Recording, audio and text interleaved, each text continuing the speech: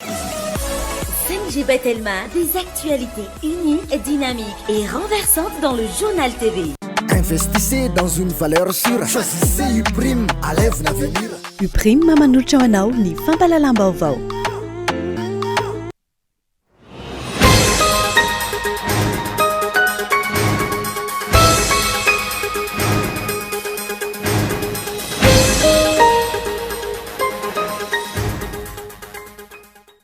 Miisa efatra namony ainy ary foto-drafitrasa maro ny simba vokatry ny fandalovany Rivodoza Fredy araka ny tatry ny birao nasionala misahana ny loza voajanahary androany analina ireo trabona arisany vao mafy tamin'izany ny faritra vadivavy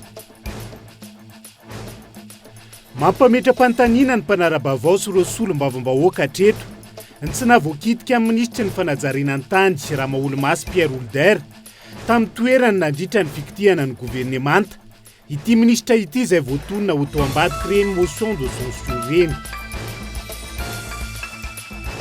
miankina amin'ny filakevitra ambony misahana ny fiarovana ny demokrasia sy ny tany tandalana amin'izao fotoana izao ny fametrahana an'ireo kay teo anivo ny fitsarana avo momba lalam-panorenana nataon'ireo solom-bavambahoaka miisa 20 mikasika ny tsy fanajany ny filoha amin'ny pirenena ny lalam-panorenana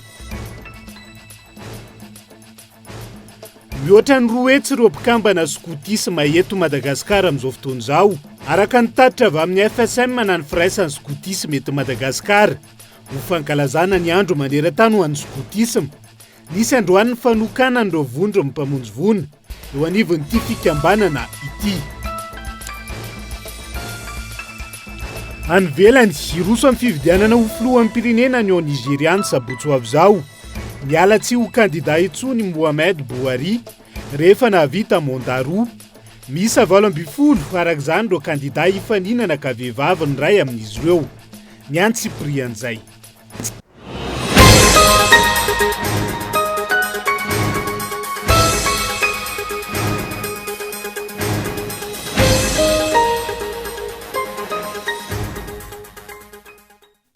alarobia 2 ny volana febroary taona 2024 tonga soa indray atao anaty fotoana ny fampalalam-baovao amin'ny fiteny malagasy amin'ity ala ity tena ny araba ary manasa anao ihany koa tsy saraka aminay hatramin'ny farany avy hatrany dia niako ny fandalovany Rivodoza Fredy no ndeha isantarantsika ny fampalalam-baovao amin'ity ala ity miisa efatra ireo namony ainy ary foto-drafitrasa maro ny simba vokatry ny fandalovany Rivodoza Fredy araka ny tatry ny birao misahana ny aloza voajanahary tamin'ity androanyity anala ny trabona ary isan'ny vomafy tamin'izany ny faritra vadivavy izay nakasika tokantrano miisa 324 Ilarina Sonia.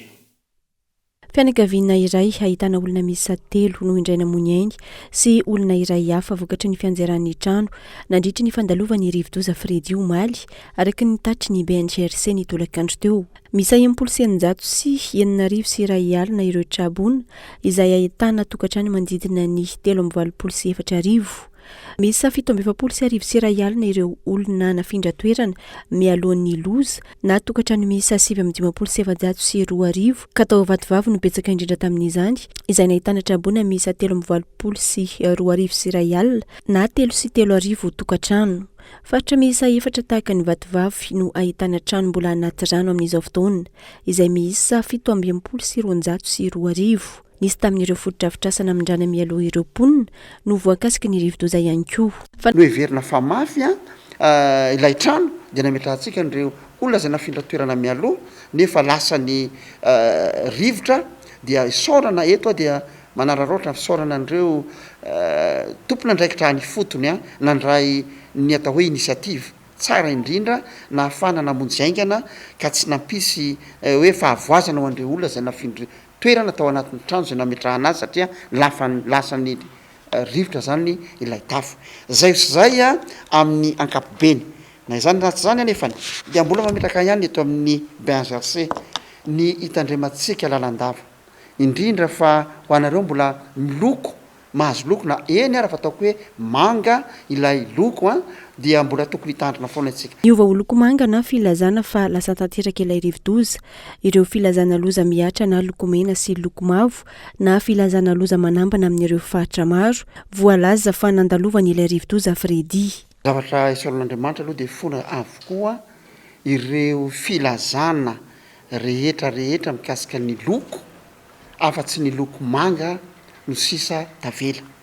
Ny loko manga am'izao fotoana zao a dia ilay andehanana ilay rivodoza ivoahany makany an-dranomasina ka anisan'izany ny Amoron'Mania, Matsiatrambony, Iorombe, Vakinakaratra, distrikany Mahabo, Manja, Morondava, Beroroa, Ankazoavo, Sakara, Morombe ary Toliara voalohany sy faharoa.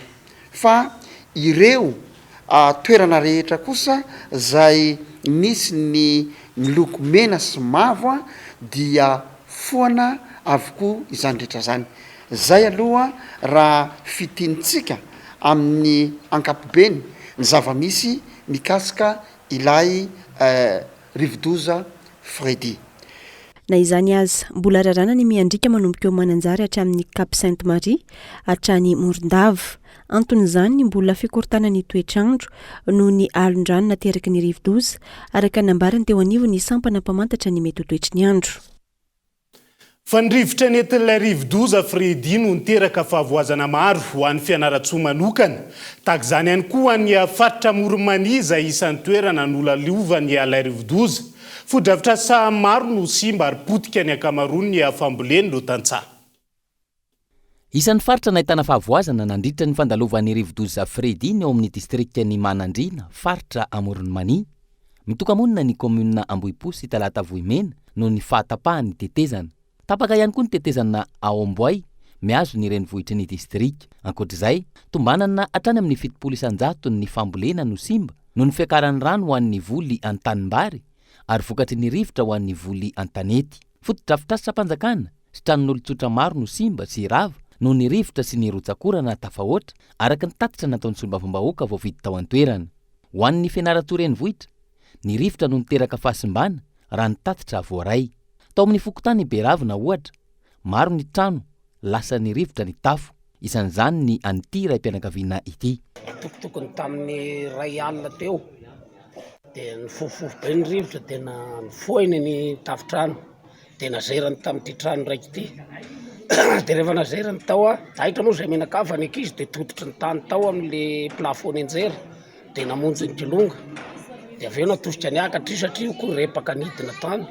Dia niala tao i menakava dia natorotra amin'ity trano kely raiky ity. Dia avy eo le zavatra nianjera teo nazerany tany anarabe tany ray, dia tany napotika ny zavatra ohatra zao zany. Tsy nisy ny naratra, tsy nisy ihany koa ny ainana fohy raha nitatitra vonjimaika voaray tamin'ireo sefy-fokotany. Tsisy rono maty, tsisy ny naratra, tsisy koa ny trano hoe rava fa nendaka tafo. Tao Mbatomena-Ambozo nisy anankiray dia tatia mbala mavela tsy tiana nisy 3 dia tao Mazavatako naray dia tany Laindasitra nisy anankiroa koa ny tany zany. Zay zany ny trano simba tafo fotsiny zany fa tsy rava. Dia ny site d'hébergement teto amin'ny fokotany Mbatomena dia teto amin'ny gymnase. Satria zany io mety hoe mba mafy ny fotodrafitrasa dia nisy natoroko moa tato amin'ny grande salle tato amin'ny fokotany amin'le olona manodidina eto. Dia nitare amin'ny gymnase zany nisy tokantrano 27. Dia ny totaly zay tokantrano zay nisy olona eo amin'ny 500 sy 200. Zay zany no natoro tao amin'ny gymnase salle dia vao maraina moa zareo zany verina namonjy ny tokantrano.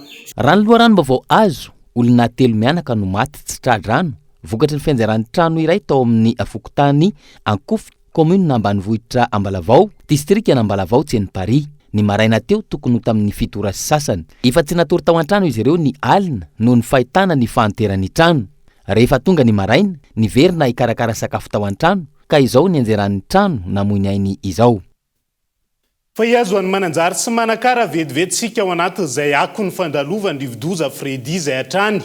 Ny takaitra navelan'ny rivodoza teo aloha tsy voarina nanampitrotraka indray ny rivodoza Fredy.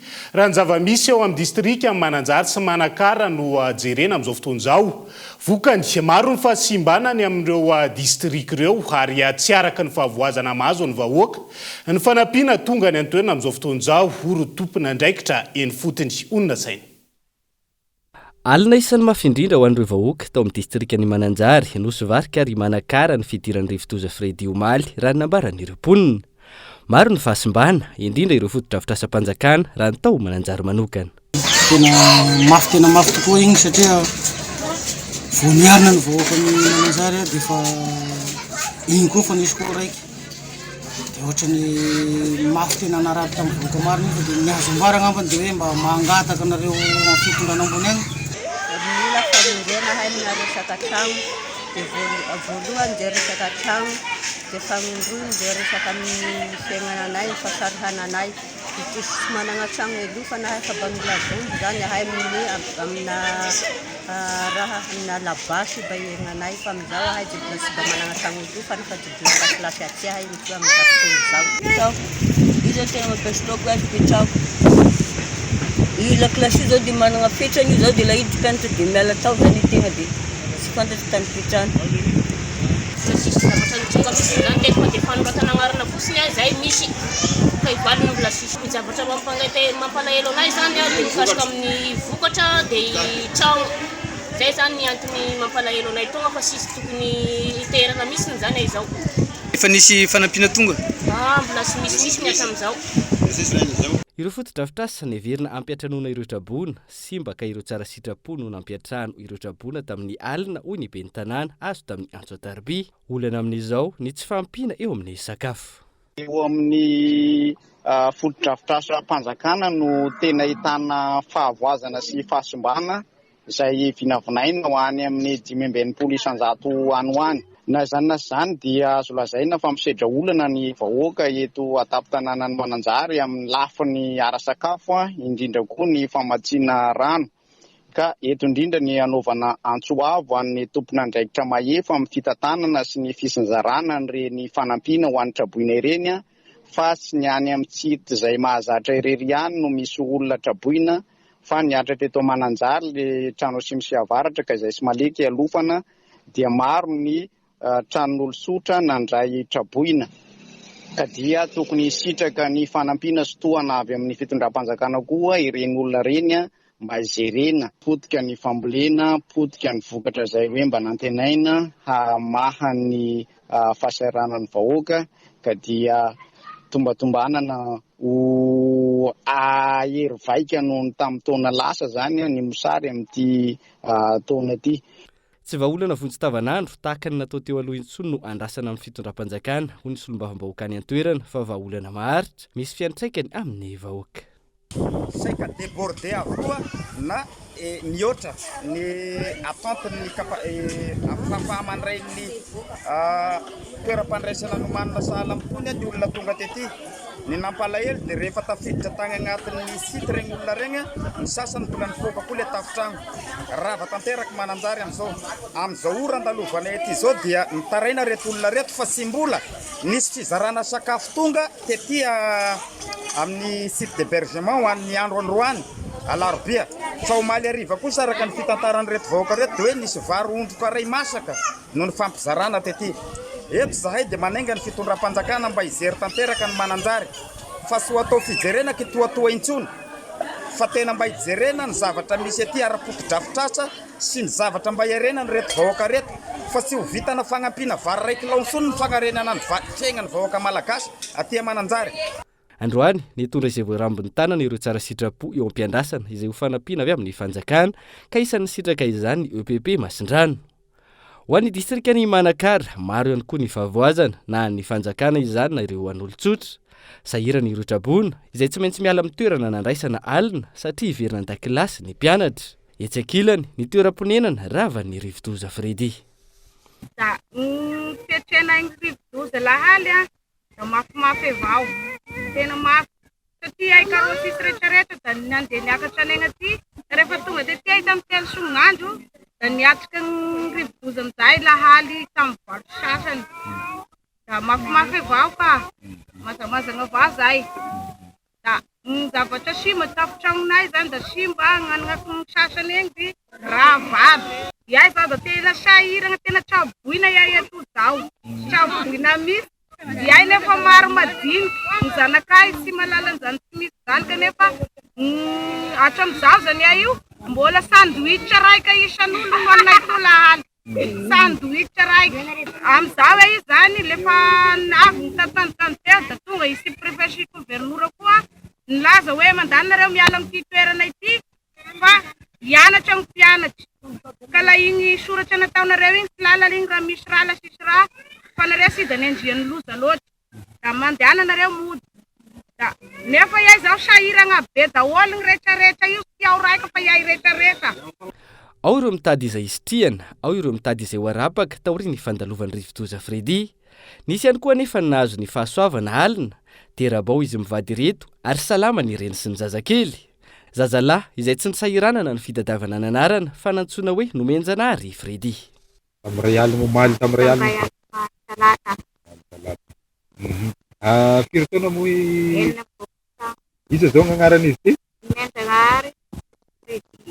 zany hoe nampitondrainana ny Fredy misy zany gn'agnarany amaky rivotry misy izy io lehilahy zany izy ty lehilahy soragna amin'Andriamanitra nahazo kafilakely iana ny menany hoe Fredy gn'agnarany miandry ny fanampiana avy amin'ny fitondram-panjakana ireto drabona ireto hiatrehana ny anio fa ihany koa hibanjinana ny ampitso izay ny makasika ny rivodoza sy ny fahasimbana netiny moa zany tao anatin'izay fa nisy ihany koa nahazo fahasoavana tao anatin'izay ary tsara ihany zany anarany hoe Fredy zany mety ihany satria mba tsy tamin'ny androny gafilo araka hoe gafilo no nanetina natao anarana zazalahy ho an'ny zay nahazo fahasoavan'izay avalitsika eo ny momba an'izay fa ao anatin'ny vaovao politika kosa indray dia baraingo mipetraka ho an'ny mpanara-baovao sy ho an'ny solombavam-bahoaka hatreto ny tsy nahavoakitika tamin'ny toerany ministry ny fanajarenany tany Rahaolomasy Pierre Older nateo azy ny fanovana amin'ny apahany ny gouvernemanta ity ministra ity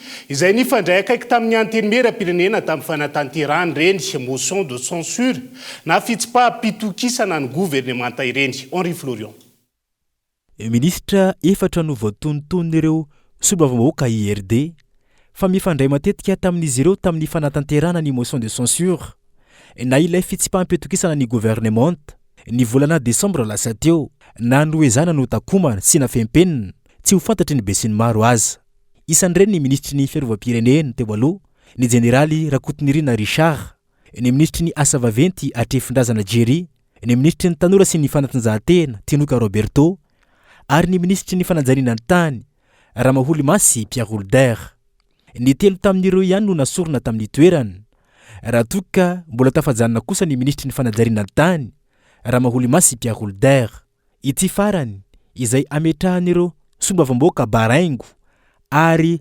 mampametra-panontaniana ihany koa ny mbola nahavoatazona azy teo amin'ny toerany fa tsy tafala niaraka tamin'ireo ministra izay mifandray akaiky tamin'ireo solombavam-bahoaka araka ny voalaza itsy ambony ireo tsy tontosa hatramin'ny farany ankilany ilay fitsipaham-pitokisana ary nolazana indray fa tsy ara-dalàna ny fomba natanterahana azy fanapahan-kevitra izay toherin'ireo solombavam-bahoaka sasany izay nanasony izany satria zo fototra nomeny lalam-panorenana azy ireo izany ahafahany manara-maso sy mba ho arofanina ho an'ny fahefana ampanatanteraka na izany aza mbola ny prime ministre Antsay Christian ihany hatreto no ianteherany fanjakana na iarahany rehetra mahita fa tsy naomby ny asa izay nataony mihiba avokoa ny lafiny ara-tsosialy ny vahoaka sy ny lafiny ara-toekarena sy ny maro tsy voatanisa hoentina makaiza noho izany ity firenena ity raha toka tsy sahy manesitra ny olona tsy naomby ny filohan'ny repoblika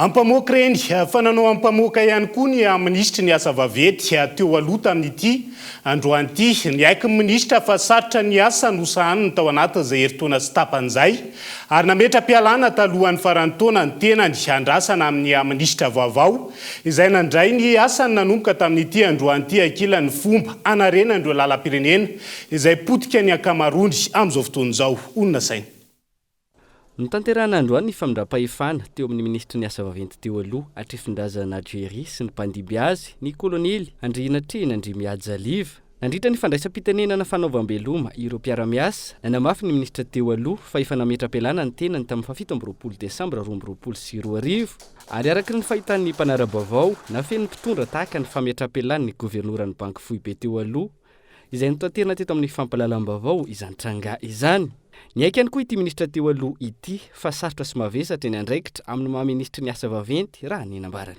Saoranay ihany koa ny filoham-pirenena satria nanaiky ny fametram-pialana. Fametram-pialana izay napetraka tamin'ny fafito amby roapolo ny volana desambra taona 2024 ary ny kely somatsara moa zay isaorana anazy zay satria nisy antony manokana natonga an'izay. Makahery ary mirarosoanao andriamato ministra amin'ny alidy mavesatra izay miandry eto anivo ny ministera ny asa vaventy satria tena anisan'ny ministera izay tsy mora tsy maivana fa tena mavesatra. No io avy sara ny andraikitra amin'ny maministra io ve hoy ny mpanara-bavao no nahatonga ity ministra teo aloha ity tsy navita asa vaovao sy nisongadina tao anatin'izay herintaona sy tapany ny tantana ity departementa ity izay fa nianona tamin'ny fanohizana ireo asa efa natomboky ny teo aloha. Ny tenany izay nanambara androany fa misy ny vola amin'ny fond routier ary tetika asa iray ihany no nahazo ny fankatoavana avy amin'ny lehibeny ka namoahana vola. Raha nipetrabola tao anatin'ny fond routier tamin'ny ministra izay nimbiasako teo dia tokony mbola tsy nihetsika izay petrabola zay satria nandritra ny fotoana izay nipetrahana teto dia tetikasa anankiray no mba natao tao anatin'ny fond routier dia ny fanarenana ny ampahany tamin'ny lalam-pirenena fafito. Dikan'izay zany dia afaka miasa tsara nareo monsieur le ministre raha tonga ny fahafahana manao ny fampiasana an'izay fond routier zay. Araka izany nanamafy ny nambaran'ny prime ministre Antsay Christian ity ministra teo aloha ity ny amin'ny fisiny hoentomanana ao amin'ny kitapom-bola ny fond routier. Fanontaniana Antsain'ny mpampiasa lalana manoloana izany ny hoe ataon'ny mpitondra ino io vola ny fond routier io. Vola izay tokony hikojanany lalana raha vao nisy ny fahasimbana-tsikaritra saingy tsy nahazo ny fankatoavan'ny filoham-pirenena sy ny prime ministre ka tsy nivoaka ara-potoana ny vola mahatonga izao ara-tsin-dalana iarahany rehetra mahita izao. Sa ve tsy fantatr'ireo lehibena androm-panjakana roa ireo ny fahasimban'ireo lalam-pirenena teto amintsika tao anatin'izay taona maro izay antony tsy namoahana ny vola ikojana sy anamboarana azy. Ny fond routier izay vola azo avy amin'ireo abasetra ny vahoaka malagasy mampiasa ny lalana saingy izao lalana iainana ankehitriny izao no tamberina andraikitra asetra ny mpitondra avy amin'izany. Raha voafehy ny fitantanandra-ara-panjakana ka nampiasaina tamin'ny tokony ho izy sy ara-potoana io volan'ny fond routier io tsy tahaka izao ny zava-misy. Noho tsy fahaiza mitantan'io raha tokony fikojana ireo ampahan-dalana vitsy amin'ny lalam-pirenena no natao izay tsy nandaniana vola be. Ankehitriny ny lalam-pirenena rehetra no simba ary maro no ahina ho tapaka vao mikiropaka ary ny eo tsy vita ny vao amboarina sy mba indray araky ny fanohikevitra ireo mpampiasa lalana. Fanambo napetraka ity ministra teo aloha ity anefa ny hoe 0 nidipolina hatramin'ny volana Jolay 2024 amin'ny lalam-pirenena raha tsy ilaza afa-tsy ny RN7. Amin'izao ny lalana potika ary ny orinasa malagasy nanao ny fanamboarana tsy nefainy ny fanjakana ny volany. Ny ministra vaovao izay jery manokana izany raha nambarany androany nanoloana ireo mpanao gazety. Mbola tsy tena amiko ny dossier aloha fanazana zany orinasa malagasy izy ireo nanao asa tamin'ny firenena dia tsy maintsy hotadiavina ny hevitra rehetrarehetra ahafahan'ireo orinasa malagasy ireo misitraka izay vola tandrify azy ireo. Lalam-pirenena faharoa mitovy lalam-pirenena rehetra ihany fa mampiazaka azy fotsiny dia io ao no ino moa zany trafika poids lourd ao aminy matevina be ambony be dia ho ampanarana amin'izay aloha ny dimensionnement ny lalana ny point rehetrarehetra izay ho amboarina dia ny paikady moa zany dia tsy maintsy fampanarana an'izay hoe dimension proportionnalité ny trafika dia en fonction an'izay no anarana anamoahana ny dimensionnement dia araky ny ino moa programmako zany dia ho ankinina ho alefa ao amin'ny RN2 zany niezaka ao ny tena anaovana ny effort. Manoloa ny fanamboaran-dalana maiky atao amin'ny lalam-pirenena nambarany ministra vaovao io fanontanian'ny mpanara-bavao ny hoe anao ahoana ny fanatanterahana izany sy ny hoentomanana sa araka ilay nambara tao anatin'ny filan-kevitry ny ministra ny 17 Janoary lasa teo izay nankatoavina ny fanomezana alalana mialoha amin'ny asa fanamboarana rehetra tsy hanaraka ny pitsopitsony mahazatra takina amin'ny matsenam-barim-panjakana azy. Fanapa-kevitra izay manokatra lalana ho any amin'ny marché de gré à gré araky ny efa nentina teto amin'ny fampalalam-baovao ary hanomevahana ny osika samihafa. Antony tsy ampy ny mangarahara tsy fantatra ny hoe iza no nanomeny tsena manao ahoana ny fandehan'ny asa sy ny fahavitany fa indrindra mety hanomevahana ny kolikoly amin'ny passation de marché de gré à gré noho izany mety hiteraka marché fictif. fa iverenantsika vetivety ny mahakasika ny fitsipaham-pitokisana ny gouvernemanty izay tsy mitsahatra mivoatra trano ny raharaha amin'izao fotoana izao. Miankina amin'ny filakevitra ambony misahana ny fiarovana ny demokrasia sy ny tany-tandalàna amin'izao fotoana izao. Ny fametrahana ny requête eo anivo ny fitsarana avy momba lalam-pandrenana izay nataon'ireo solombavam-bahoaka miisa 20 mikasika ny tsy fanajana ny filoha amin'ny pirenena izay lalam-pandrenana izay. Eo ihany koa ny fampiatona ny motion de censure. Ny fasivy ny volana febroary teo no nipetraka teo anivony ACDDED ny requête nataon'ireo solombavam-bahoaka saingy tsy mbola tonga eny anivony fitsarana avy momba lalam-pandrenana izany hatramin'ny androany. Abraham Randriamanana. Nanamafy androany solombavam-bahoaka Roland Ratsiraka fa efa iny anivony ACDDED nanomboka ny fahasivy ny volana febroary lasa teo ny requête napetraka ireo solombavam-bahoaka miisa 20 ho an'ny fitsarana avy momba lalam-panorenana mikasika ny tsy fanarahan'ny filoham-pirenena lalam-panorenana nandritra ny famorina ireo solombavam-bahoaka tao aorian'ny fisian'ny motion de censure. Eo koa ny mikasika ny fampiatonan'ny motion de censure hamaritra ny tsy fitaliavan'ny fitsarana avy momba lalam-panorenana ity requête ataon'ny solombavam-bahoaka ity raha ny fanazavana dia any amin'ny ACDDED zay mangataka ny ACDDED mba anao délibération dia andefa taratasy any amin'ny HCC dia raha tsisy ny sampona ka manao an'izay ny ACDDED dia ny HCC zany tsy maintsy manao contrôle de constitutionnalité ny acte zay nitranga tao amin'ny Assemblée nationale. Des contrôles de constitutionnalité ny acte zay nataony filoham-pirenena. Ny HCC tsy manana excuse tsony amin'ity fa tsy maintsy ataony io le contrôle io. Ary zavatra grave amin'ilay izy dia zao fantatra fa tsy nanara-dalàna ny Rajoelina rehefa namory ny solombavam-bahoaka tany amin'ny arena tena mitsipaka ny lalàna izy ihany nametraka an'io lalàna io constitution tamin'ny 2010 io tsipaka ny lalàna izy amin'izay fotoana izay dia raha tsisy ny sampona tokony empêcher ny HCC and Rajoelina amin'ny herinandro ambony. Afantarantsika ihany koa hoe ty HCC ty ve tena HCC hiasa ho an'ny vahoaka malagasy sa HCC efa fantatra ary hita proof fa mitongilana lava tsika hiatrika fifidiana amin'ity taona ity dia tsy maintsy fantarina izay. Fandroany ankehitriny nisy ny fangataham-panazavana ho an'ny HCC mikasika ny motion de censure nataon'ireo solombavam-bahoaka raha toka tsy noeken'ny fitsarana avy momba lalam-panorenana izany ny volana desambra lasa teo andrasana ny ho vokatra ity fangatahana fandroany ity. Ny votoatony ndraiky dia mifanajana ny lalàna misy eto amin'ny tany sy ny fanjakana nametraka motion de censure ny solombavam-bahoaka miisa 500 dia taratasy kely fotsiny ve no tenenina hoe tsy mety io matona nosone zay député 500 dia misy antony zany. Procédure tokony manaraka an'izay ny araha tokony arahana hoe na mandeha ny vote na inona ny antony na tonga n'iny janona so dia misy fitsabahana amin'ny zavatra hafa.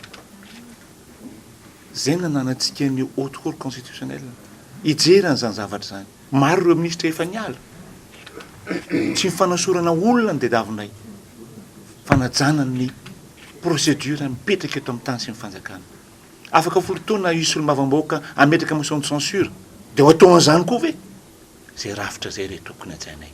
Tsy misy dikany mahasolombavam-bahoaka anay ny fisininy antenimieram-pirenena raha tsy ajaina izany dia aloha ary foanany ny antenimieram-pirenena raha tsy zany tsy manaja an'izany tsika. Manaitra ny sain'ny mpanara-baovao araka izany ny zava-misy ankehitriny manoloana ny tsy mbola nanaterany teo anivon'ny ACDDED ilay taratasy requête izay napetraka ireo solombavam-bahoaka. Nilaza ankilan'ireo solombavam-bahoaka izay nanontsony ilay taratasy fa hampiandrasana ny valin'izany izy ireo amin'izao fotoana ary tsy mbola manakambara amin'ny toin'ity requête ity.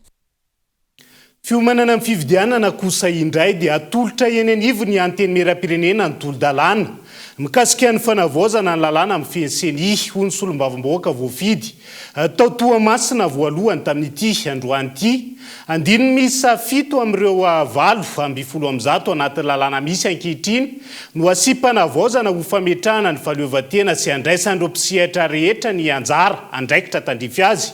Eo anivony voameram-pirenena mahaleo tena amin'sana ny fifidianana ao anatin'izay fiomanana amin'ny resaka fifidianana atao eto amin'ny tany sy ny firenena izay. Tanjona moa ny fisorohana ny fifidianana amin'ny tanila sy ny tsy mangarahara indrindra ny krizy aorian'izay.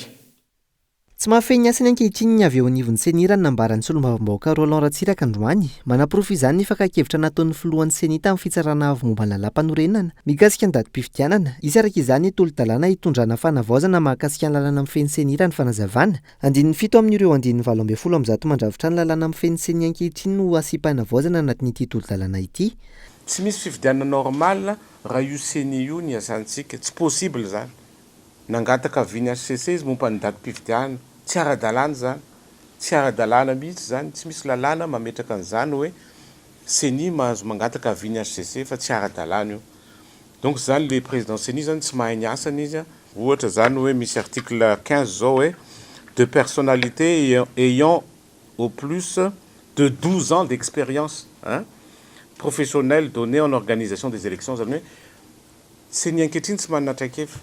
Ny olona ampidiriny zareo olona raisina fotsiny amin'izao nefa tsika eto Madagasikara efa manao zavatra tena ilaina ary zava-dehibe mihitsy zany hoe traikefa zany tsy manana compétence mitsara ny seni ankehitriny. Ohatra misy fahadisoana hitany ty seni ty zany mavita makafepetra raha hitany misy zavatra tsy mety mandritra n'le fifidiana. Azadiny fa raha iziriziry amin'ny fomba fiasa ohatran'izao zareo dia amoaka valim-pifidiana tsy ekeny zao tontolo zao tsy ekeny vahoaka malagasy dia fantatrareo tsara fa tsy maintsy hiverina indray ny crise efa niainantsika taloha.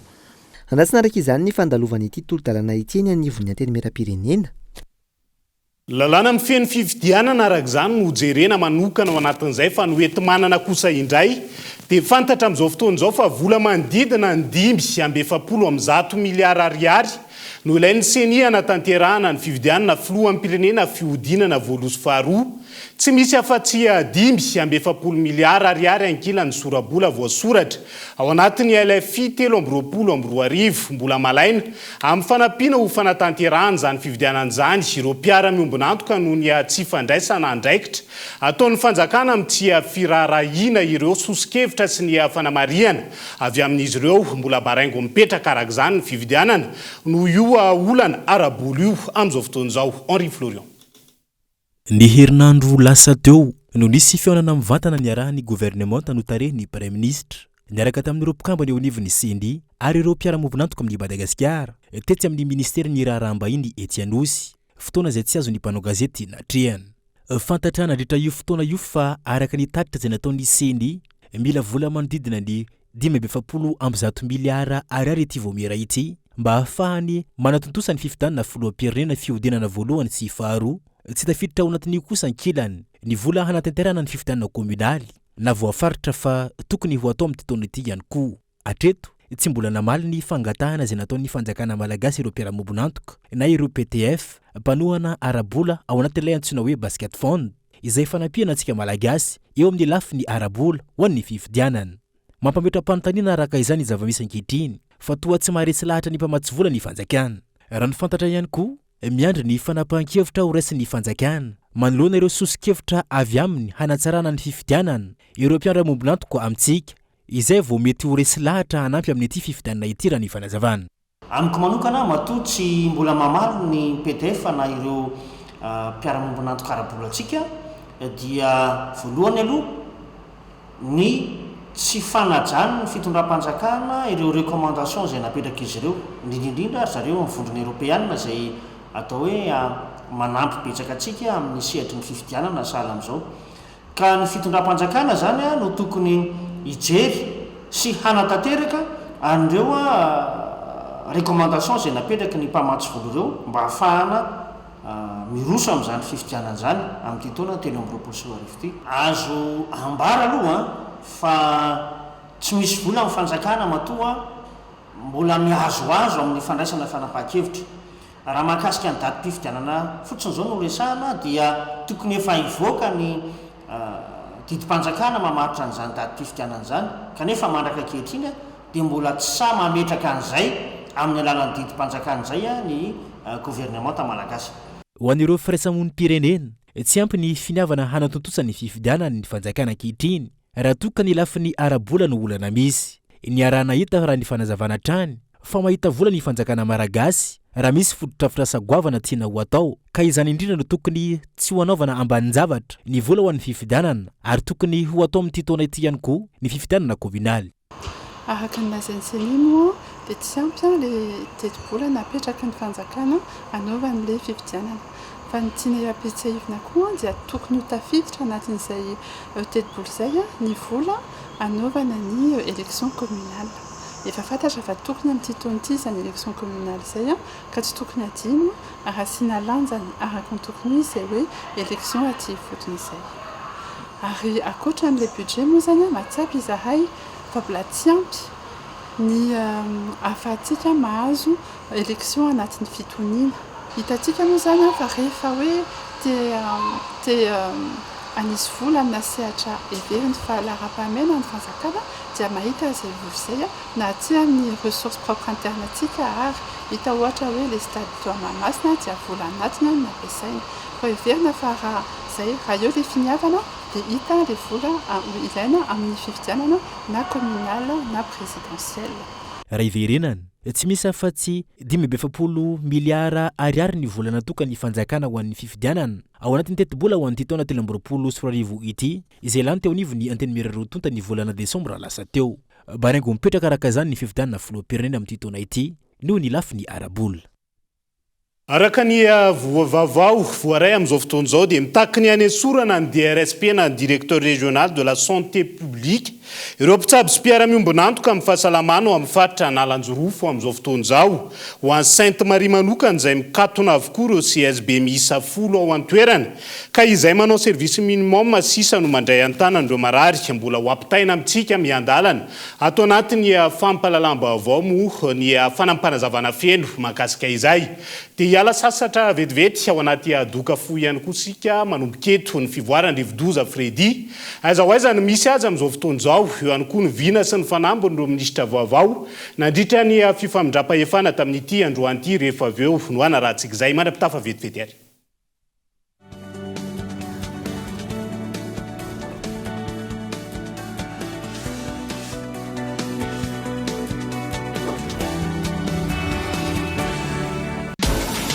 Ta télé fibrée.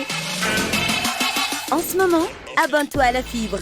Telma t'offre la box Telma TV, plus 3 mois d'abonnement à tes chaînes préférées en top qualité. Ça, c'est Dual Play. C'est à partir de 149 000 TTC par mois. Rends-toi en Telma Shop. Telma, sa fibre numéro 1 malagasy.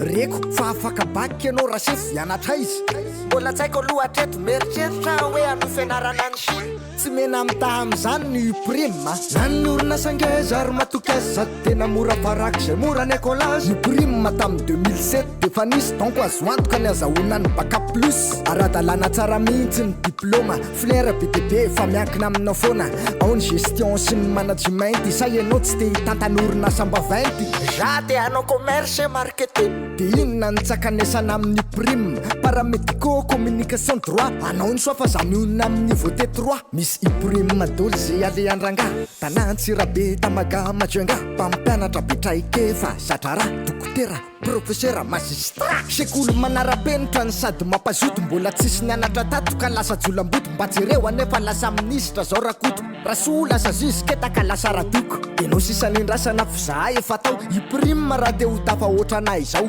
investissez dans une valeur sûre choisissez iprime à lève l'avenir.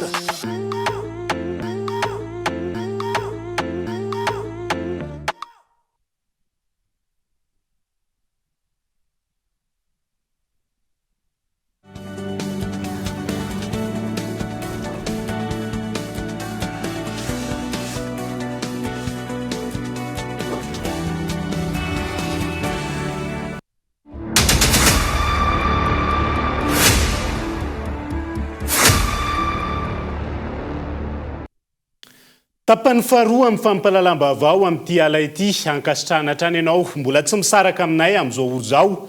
Isan'ny tarantsika izay dia efa nivoaka an-dranomasina tamin'ny 2 ora tolakandro teo ilay Rivodoza Fredy. Raha ny fampitam-baovao avy amin'ny sampana mpamatatra ny mety ho toetry ny andro tamin'ity androany ity.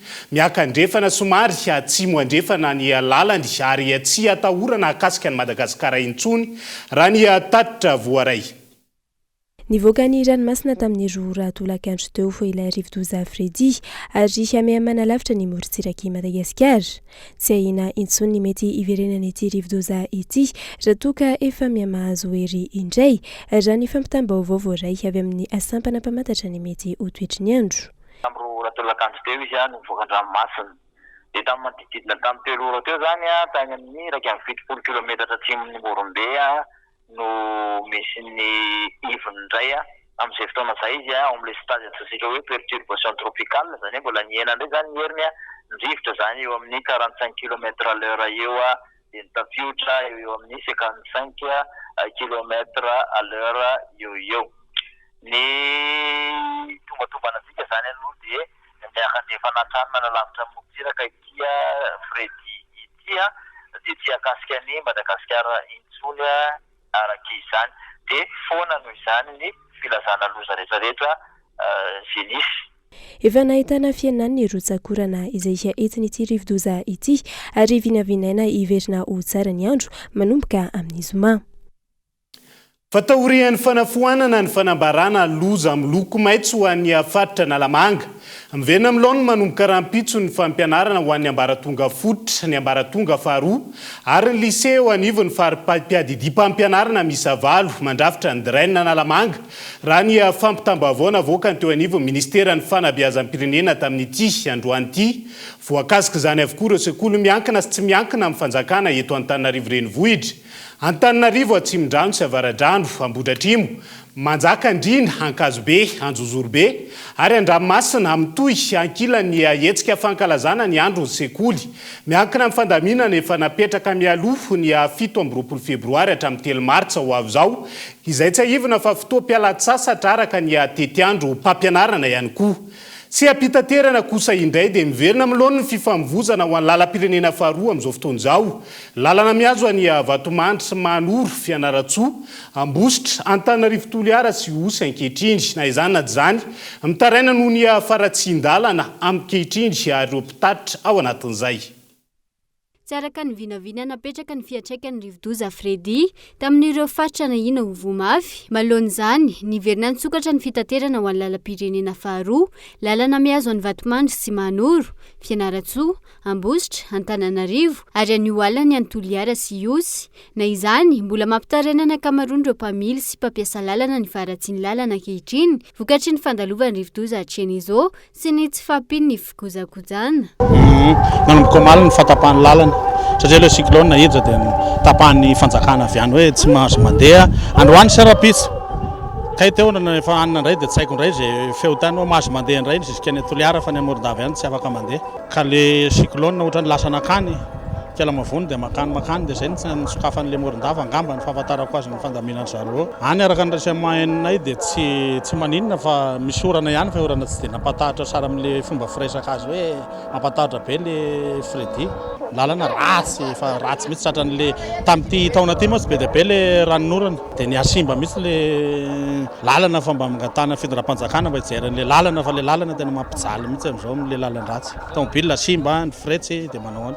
Ny asanay zany loatra eto niato aloha tamin'ny maly dia androany koa niato ihany fa rehefa avy eo nahazo déclaration zay tamin'ny atety tany hoe afaka nandehanany ny Fianaratsoa sy ny Ambosy dia nanohy ny asa ihany zany fa zany hoe tsy dia betsaka ilay tomobile na mpampiasa tomobile na voyageur na mpitsena colis dia samy mizaka ny efen'ilay faratsin-dalana daholo rehetrarehetra. Dia oleka tokony tonga tamin'ny 9 sy tamin'ny 10 tomobile taloha lasa amin'ny 7 amin'ny 10 misy raha tonga amin'ny 12 noho ny aratsin-dalana. Le monsieur Fredy zany tsy dia naninona teto Antananarivo fa zay dia niandry niny tsy tsara mihitsy na tsy natory mihitsy zao tamin'ny alina efa fiambenana niny nefa dia tsy tonga izy amin'ny 3 maraina vao naheriketrikandro kely dia natahotra ihany aloha kapobeny fa jereka 2 minitra fotsiny dia nijanona le zavatra tsisy niny zany dia soran'Andriamanitra zany fa nivily lalana le cyclone tsy nametrakaitra teto amin'ny vahoaka malagasy. Isan'ny andrasan'ireo mpitatitra sy mpampiasa lalana eto amintsika ny roson'ny mpitondra amin'ny fanamboarana sy ny fikojakojana lalana izay misy fiantraikany mivantana amin'ny fiainana andavanandro ny mponina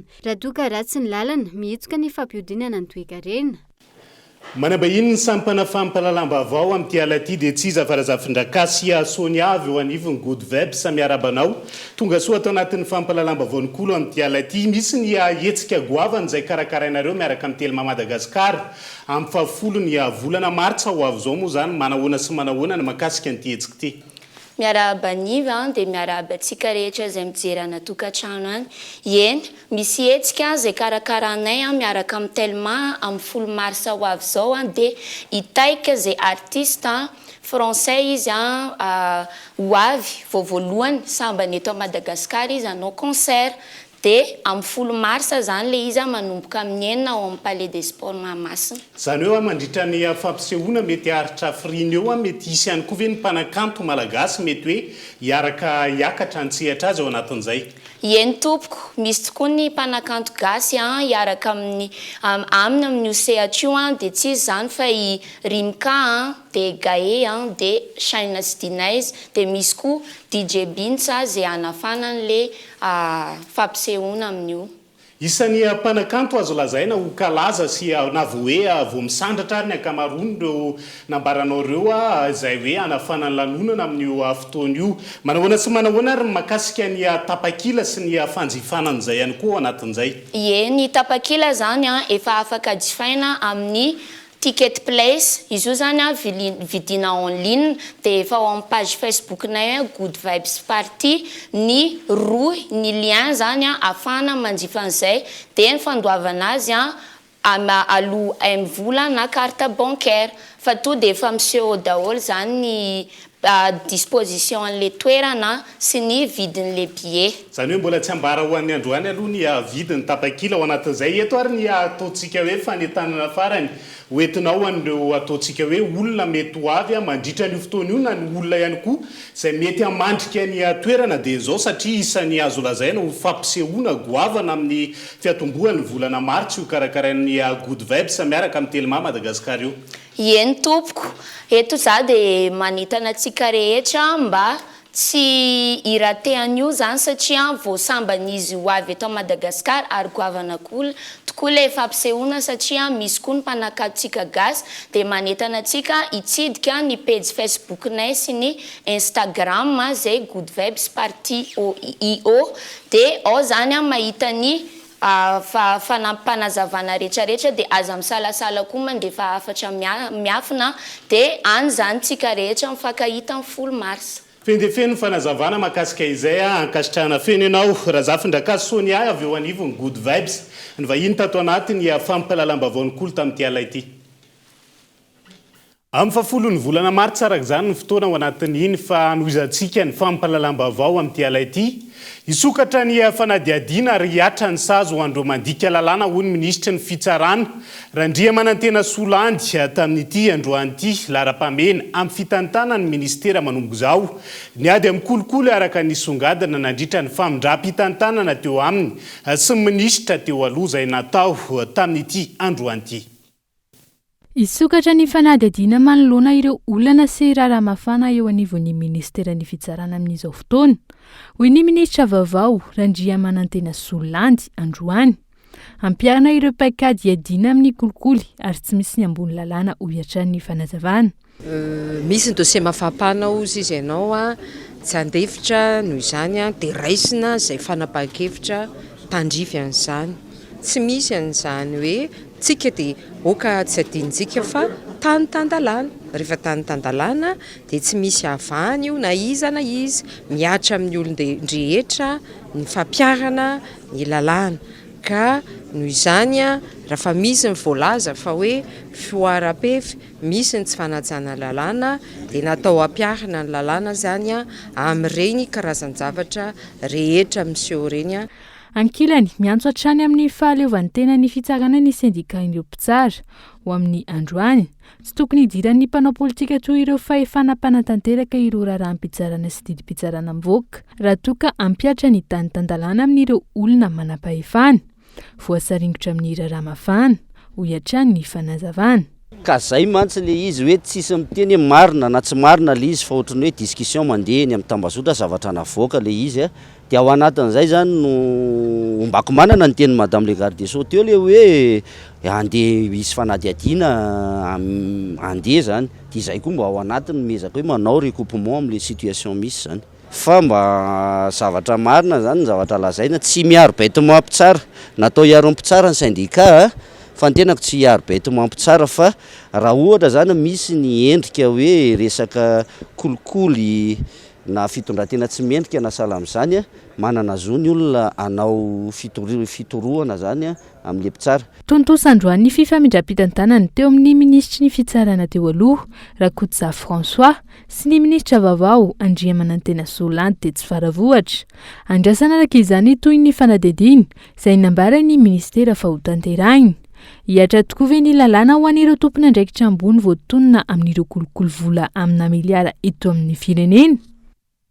Fa tontosa tamin'ity androan'ity tetsy anosy ihany koa ny famindram-pitantanana teo amin'ny ministry ny fitaterana sy ny famantarana ny toetrandro teo aloha Ranjatoela Roland sy ny ministra vaovao Ramonjavelo manam-bahoaka Valérie isan'ireo hojerena manokana amin'izao fotoana ny fampivoarana amin'ny Madagascar Airlines ny azotra an-dalamby FCER ny fanatanterahana ny train urbain sy ny téléphérique ho ministra vaovao Androany nandritra ny alahateny hojerentsika eo moa ny avozotra ny asa ao anatin'izay tsy ampitsika resabe momby io ho an'ny Androany fa Androany ihany koa ny alarobia ny lavenina no sady fidirana anatiny vanim-potoana ny karemo ho an'ny mpino katolika izany hoe 40 andro sy 40 alina ivavahana sy anaovana asa soa amin'ireo sahirana mandritra ny vanim-potoana ny karemo ihany koa no anaovana ny fiomanam-panasy ny fibebahana mialoha amin'ny fankalazana ny fetin'ny Paskanela Ranevson. Ny alarobia lavenina no famantarana voalohany fa miditra ao anatin'ny vanim-potoana ny karemo ireo mpino katolika. Ny lavenina izay hiamedzika fa tsy misy ijika ny zanak'olombelona fa ho lasa vovoka ihany. Mandritra ny vanim-potoana ny karemo no anaovana ny fiomanam-panahy sy ny fibebahana mialoha ny fankalazana ny fetin'ny Pâques. Lavenina moa zany manambara hoe ny olombelona io anatr'Andriamanitra tsinitsinina ihany dia ao anatin'izay mihitsy tsy maintsy ibebahana bebe kokoa ialana amin'izay rehetra mety vao mainka mahatsinitsinina atsika dia ny faotany zany ka raha ny lazain'ny evanjely androany dinihana dia zavatra anankitelo ny tsy maintsy anaovana ezaka ngeza be amin'izao vanim-potoana ny karemo zao dia ny voalohany ny fanaovana asa fiantrano hitsinjovana manokana ireo madinika ireo mahantra ireo tsy manan-katao mba anehoana fitiavanamana bebe kokoa. Ny faharoa dia vavaka tsy afaka niady amin'ny fakapanahy mihitsy isika raha ohatra ka atao tsizarizary na ihany koa hoe atao atsirambina ny fiainam-bavaka. Isan'ny takina mandritra ny karemy izay 40 andro sy 40 alina ihany koa anisy fifadiana sakafo miaraka amin'ny vavaka. No miteny hoe efa tanimanitro Madagasikara dia mifady hanina betsaka nefa tsy manan-kohanina eny misy ny lasa voatery mifady tsy fidiny noho ny tsy fisiny iny zavatra hafa iny fa eto le fifadiana aprosian'ny fiangonana dia hoe ilay fifadiana mihitsy mampirisika anao sy mitondra anao makany amin'ny fibebahana marina zany hoe fifadiana ombam-bavaka fa tsy hoe fifadiana noho ny tsy fisiny fifadiana ihany koa mba hahatsapana hoe ohatr'izao ny fiainana ny fahantrano ahatsapana ihany koa hoe misy mahantra no any mila ny fitsimbinany avy any koa ka izay tehiriziko noho izay fifadiana zay izay nangoniko dia ho zaraiko amin'ny hafa fa tsy sanatry koa hoe mba afahako manao fety tsaratsara kokoa amin'ny fetin'ny Pâques fa natao ho zaraina zany. Fiainam-panahy metaky fisokafana bebe kokoa ny karemy izay endrika fibebahana amin'ny fiainana. Ny karemy no mitarika ny rehetra ifantoka amin'Andriamanitra sy ibantsina lalina ny fijalian'i Kristy. Mandritra ny alarobia lavenina no iosorana lavenina ary iverenana amin'ny fibebahana. Tao anatin'ny fanadiadiana indray araka izany ny afatra fa mihoatra ny roa hetsy ireo mpikambana skotisy mety Madagasikara amin'izao fotoana izao araka ny tatitra avy amin'ny FSM na ny firaisan'ny skotisy mety Madagasikara tamin'ity androany ho fankalazana ny andro maneran-tany ho an'ny izay skotisy amin'izay androany nisy ny fanokana ireo vondry ny mpamonjy vona eo anivon'ity fikambanana ity. Christian Dimby. miisa 20 ireo andiana zazalahy navoaka ny FSM na ny firaisan'ny skotisme eto Madagasikara ho isan'ny vondrana mpamonjy vola eto Madagasikara androany. Tanjona amin'izany ny hitondrana fanampiana sy tolotanana ary vonjy aina ho an'ireo vahoaka indrindra fa amin'izao vanim-potoana ny rivodoza izao. Ho an'tily Analamanga Voany dia anomariana manokana tamin'ny alalan'ny lanonana tily izany andro maneran-tany skotisme izany dia ny fanokanana ireo vondron'ny mpamonjy vona eto Analamanga Voany. Mariana fa ny latsinainy sy ny talata teo no niaraka nanatrika fiofanana tamin'ny sampampamonjy vona commune urbaine Antananarivo Tsaralalàna izahay ary notokanana androany izy ireo 20 no isany dia izy ireo dia tena vonona tokoa anao ny asa firitsahana iaraha-malala ny cyclone efa mandalo zao dia efa andray anjara fototra izy ireo fikarakarana ny rehetra trabona sy izay rehetra tanana afaka omena ny fiarahamonina. Ankoatr'izay nisy ihany koa ny feonam-be sy ny fanaovana asa soa maro isan-karazany izay nataon'ireo skoto fanamariana ity androany ity. Nanamarika ny androany araka ny fahitako anazy aloha dia nisy ny fiombonam-ben'ny skotisme teto Madagasikara. Anisan'izany ny fiarahan'ny tily sy ny antily ary ny kiady izay mivondrona ao anatin'ny FSM dia nirahina ny skoto malagasy teto amin'ity toerana ity. Ny hitako hoe nanamarika androany zao ohatra hoe le nanome raha le famezana raha ho an'ny marary reny, izay no tena hitako hoe nanamarika ny androany mba hanao asa soa eo amin'ny firenena sy ny fiarahamonina. Mahafinaritra be le ohatra zao le fankahitety daholo ny sympathie rehetrarehetra, ny skoto rehetrarehetra fa tsy ny sympathie fotsiny. Mandro mpamorona azy dia tokony ataon'ny skoto rehetrarehetra fanamariana anazy amin'ny alalan'ny asa soa sy maro ambiny be dia be. Etsaivana ny datin'ny 12 ny volana febroary no daty hanamarian'ny skoto maneran-tany.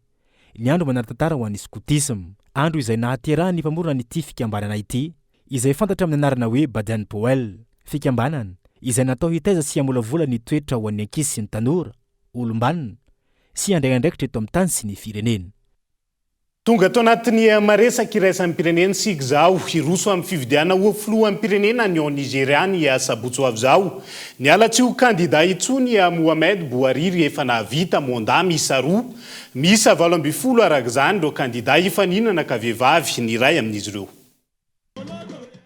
Une démonstration de force. Fanehokery no naseho ny kandida Bola Tinubu tao amin'ny kianjan'ny Lagos niaraka tamin'ny filoha teo aloha Mohamed Bouhariri. Ny kandida ny APC izay teo amin'ny fitondrana nandritra ny 7 taona ary nilaza fa izy no ilainy ireo Nigériana.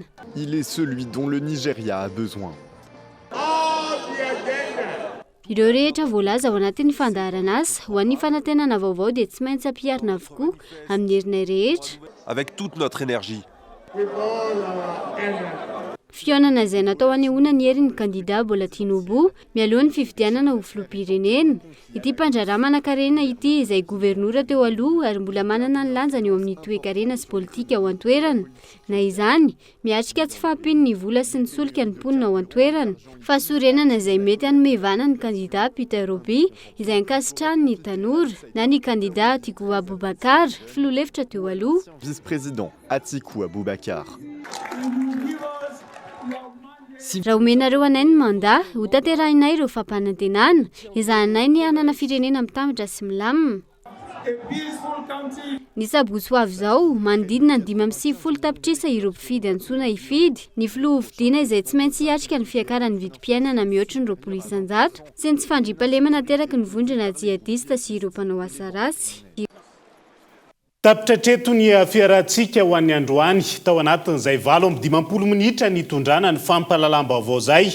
Ny fampahalalam-baovao no mifarany eto, ny fandarina kosa dia mbola maro no entina aminao amin'ity ala ity. Mandrapitafa indray ary tombokilasy tombovavy veloma tompoko.